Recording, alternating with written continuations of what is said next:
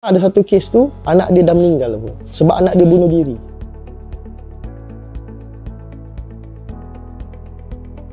Penjualan bayi ni memang serius. Okey? Benda yang tak patut dilakukan lah. Tapi impact dia, yang pertama, bayi tu tadi.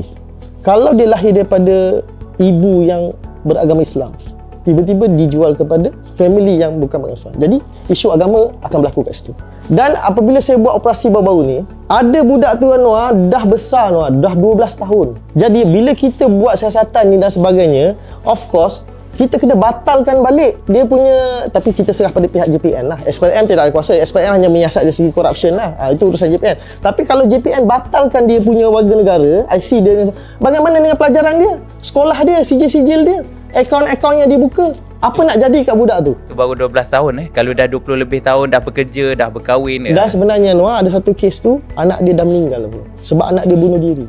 Sebab? Sebab dia tahu bahawa dia bukan anak family tu dan dokumen dia dipalsukan.